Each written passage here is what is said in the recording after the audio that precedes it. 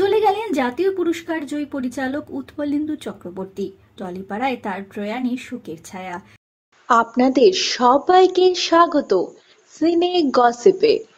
দীর্ঘদিন ধরে অসুস্থ ছিলেন তিনি। গত ৩-৪ দিন ধরে তার শারীরিক অবস্থার অবনতিও হয়।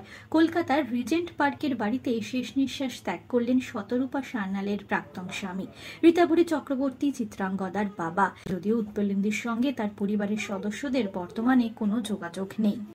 উৎপলেন্দুর দীর্ঘদিনের সহকারী অর্ঘ্য মুখোপাধ্যায়ের সঙ্গে যোগাযোগ করা হয় সংবাদ মাধ্যমের তরফে। জানা যায়, সন্ধ্যায় চা খেয়েছিলেন, তারপরই হঠাৎ করে ঝিমিয়ে পড়লেন। চিকিৎসক জানিয়েছে তিনি হৃদরোগে আক্রান্ত হয়েছেন। দিন কয়েক আগে উৎপলেন্দু ছবি তৈরি করার ইচ্ছে প্রকাশ করেছিলেন। ৮০-র দশকে একাধিক সিনেমা উপহার দিয়েছেন তিনি আমাদের। এপ্রিল মাসে বাড়িতেই পড়ে গিয়ে কোমরের হাড় ভেঙেছিল পরিচালকের। মে মাসে পরিচালককে চিকিৎসার জন্য হাসপাতালেও ভর্তি করানো হয়েছিল। বাড়ি ফিরে ধীরে ধীরে সুস্থ হয়ে উঠছিলেন তিনি, কিন্তু তারপরেই এলো দুঃসংবাদ। উৎপলেন্দুর স্ত্রী পরিচালক শতরূপা সান্যাল, তার ২ কন্যা চিত্রাঙ্গদা এবং রীতাভরী চক্রবর্তী টলিপাড়ার প্রতিষ্ঠিত অভিনেত্রী। তবে দীর্ঘদিন আগেই প্রাক্তন স্বামীর বিরুদ্ধে গৃহস্থ হিংসার অভিযোগ এনে আলাদা থাকতে শুরু করেছিলেন শতরূপা। উৎপলেন্দুর সঙ্গে তার পরিবারের সদস্যদের কোনো যোগাযোগ নেই। ঘনিষ্ঠ সূত্রের খবর, শেষ দিন পর্যন্ত ২ মেয়ের কাজের প্রশংসা করেছেন তিনি।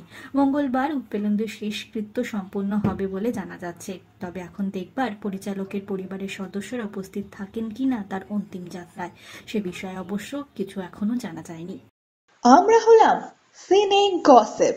জুড়ে থাকুন আমাদের সঙ্গে, সাবস্ক্রাইব করুন আমাদের এই ইউটিউব চ্যানেলটি।